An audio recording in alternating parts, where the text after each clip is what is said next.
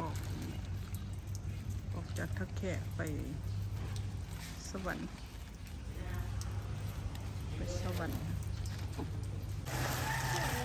นกกี้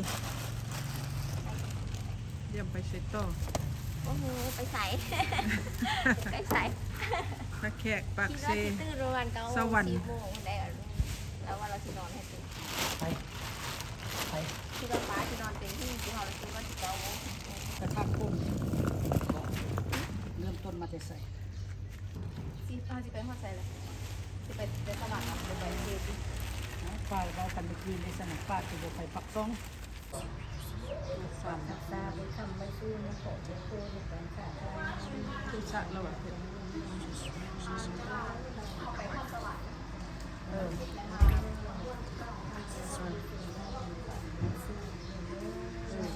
ม้วนต่อ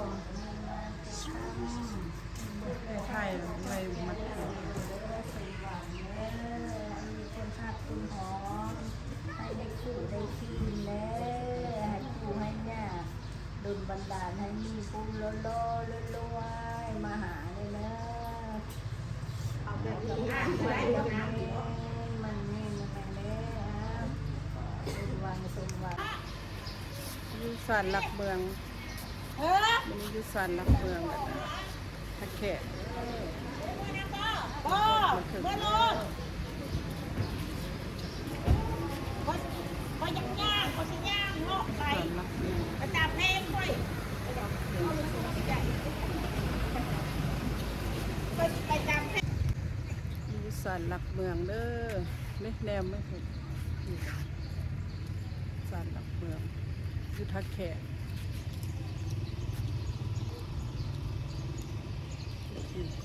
ลงไปวะฮะคือลงไปวะพญานาคข้ามไปวัด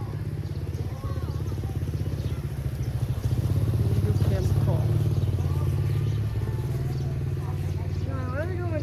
ฝนสิตกว้าวไปไม่ยังเกาะเพื่อนได้ยังเกาะลูกผีรับเมืองมาของรักเมืองคือกันอันนี้วัดธรรมดา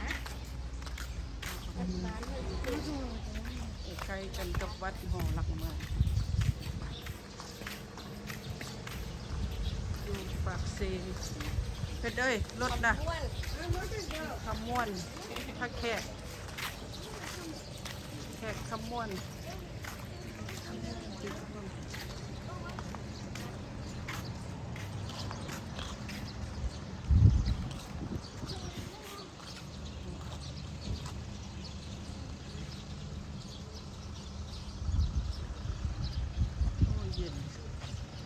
ไป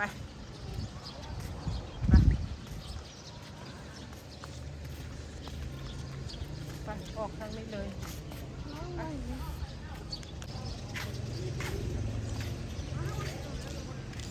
เป็นคำวน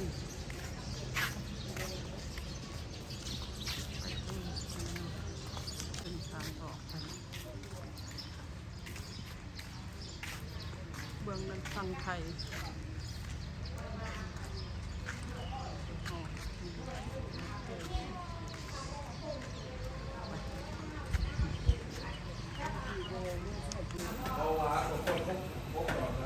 ตอนเช้าวันที่17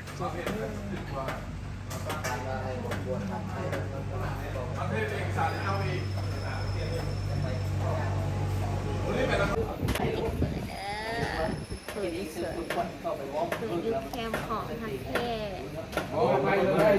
มันขึ้นเขาคนด่าเขาคนด่าเขา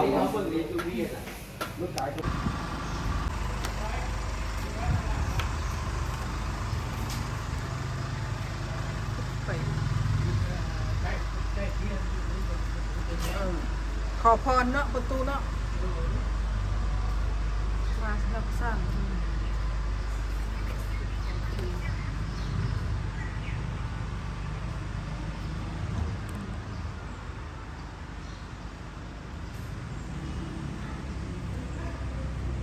แต่น้ำตาลอันนี้เสร็จละอันนี้เป็นหมอที่เชื่อ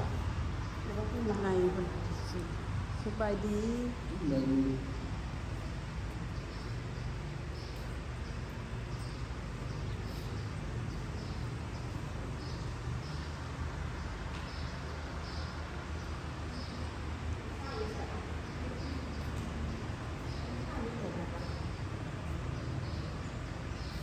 ป็นมาทุสะท่านแม่นเป็นสร้างใหญ่มาบดำสร้างนี่โอเค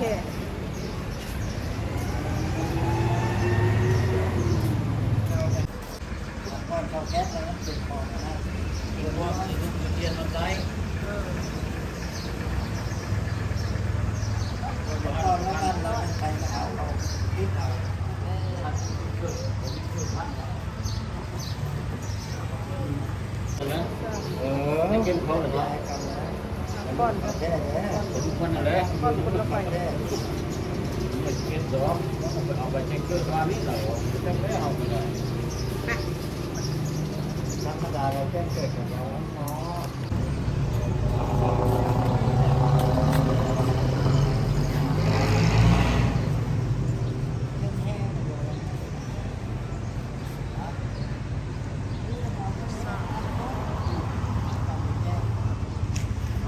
ใครอยู่ในเสื้อ โซเฟอร์แล้วมัน สิไปทางเลาะของลงจากเส้นของสิไปกลับไปหอพักของเขา แม่นมานะ เมืองทุกทีสิออกไปใช่ก่อนสิออกไปสวรรค์ ไป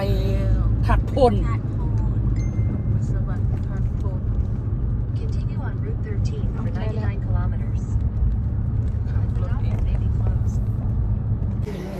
แล้วเซโนทานที่ไก่ ได้ไปทางนั้น ชากันบัตเซโนมากินปิ้งไก่ปลาย่างปิ้งไก่เซโนไก่เนาะปิ้งไก่เซโนฮะทานปิ้งไก่ทานปิ้งไก่แม่อย่างก่อนเจ้าของงานโอ้แม่เพิ่นบ่อยู่โอ้แม่เพิ่นบ่อยู่กินน้ำกันเด้อ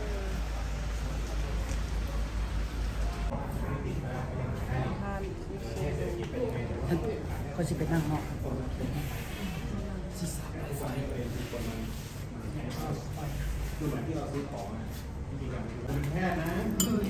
ปีหัวปลา เช็ดเจียมแมงดาผมไม่กินแมงดา ประเดี๋ยว ไม่มีกลิ่นแมงดาเลย สงสัยอยู่วันนั้น บ่อยู่นี่ ทำครัว กินปลา ใช่เดี๋ยวเผ็ดรสนะ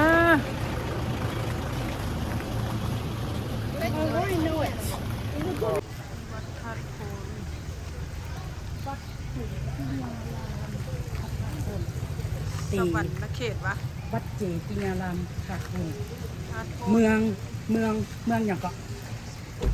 เมืองอย่างฮะเมืองภูมิพระเจดีย์ ไตว่าอยู่ไตเลยสวรรค์เขต สวรรค์เขต สวรรค์เขตธาตุโพน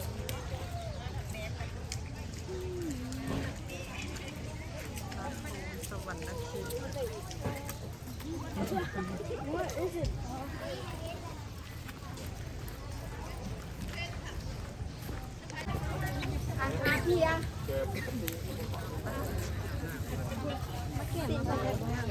คนคือโบพับขึ้น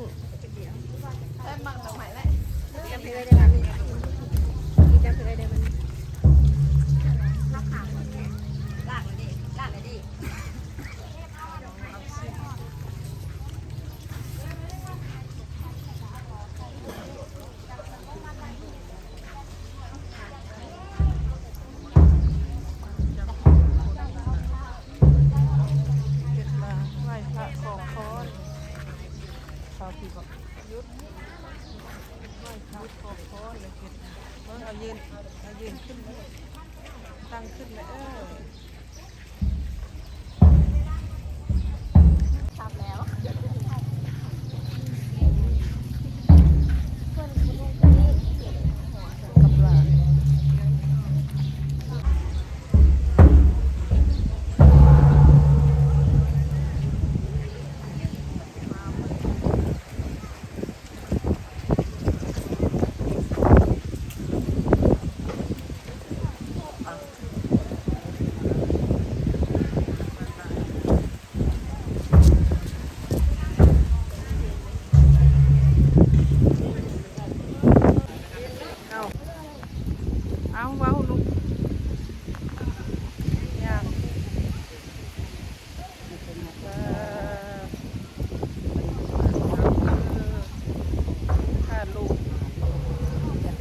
สลาได้มาขอแค่ขอให้ ขอพรให้อยู่ดีมีแห้งบ่ให้เจ็บให้ไข้เป็นลูก อิสระมาอย่างเลย ให้อยู่ดีมีแห้งต้นหน้าอิสระมาจาก ให้ไข้มาให้ช่วยพ่อแม่ก็ได้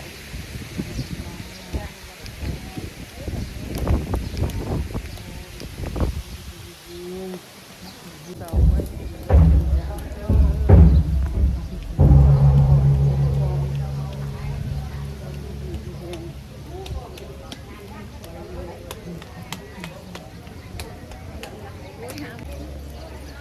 ย่าง3 รอบ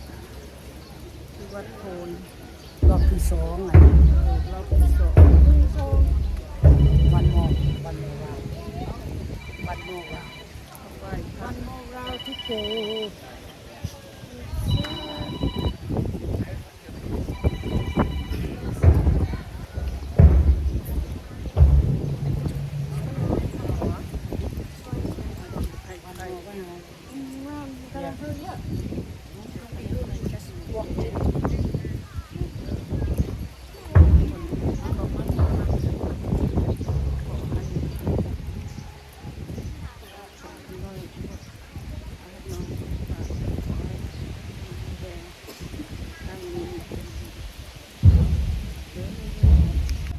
แล้วนะขอพร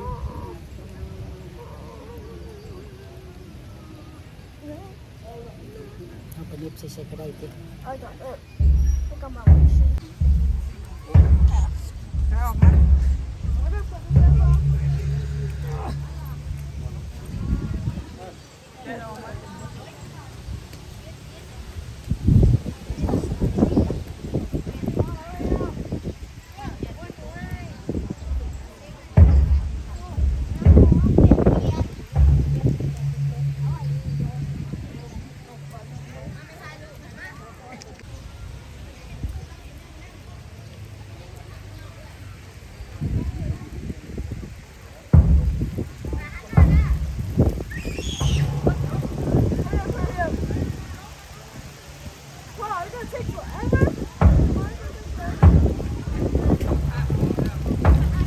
เฮ้ยห้องเจ้าเด้อ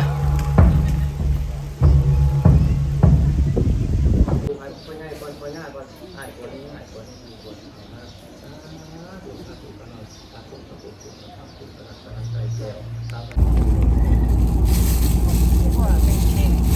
เปลี่ยนของมึงเนาะไปหอดขนาดเส้นทางที่เข้าเลยนะเข้าทางมันอยู่ไปเข้าเดียวเข้าในคอนใจคอที่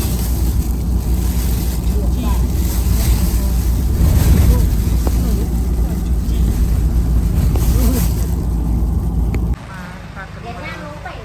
สวรรค์สวรรค์มาเศร้าห้องอยู่นี่สวรรค์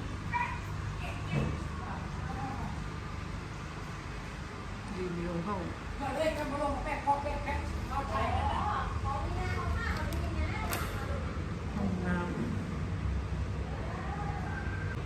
งน้ำคืนหนึ่ง450,000ห้องอาหารเช้าครัวมันนี่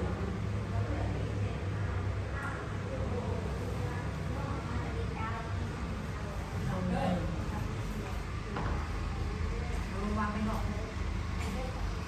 กันคนเครื่องกำลังมาเนี่ย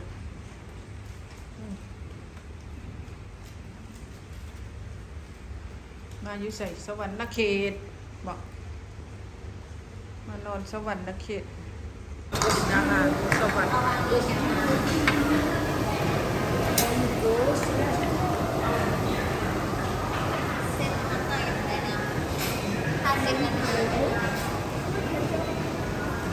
เซ็ตกันมาคุณหญิง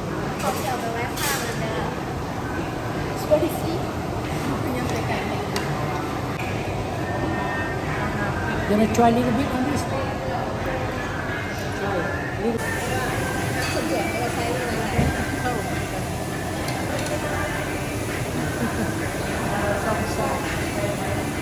ก็ยังเป็นมัน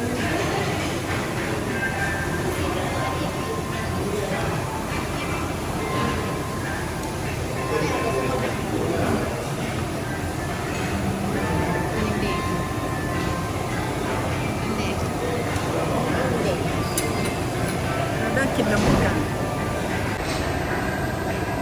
กินแล้วน้ำซุปหวานจะเป็นอะไรเย็นเรียกมันน้ำซุป ซีคือซีคืองาม เด็กๆชิคกินแบบ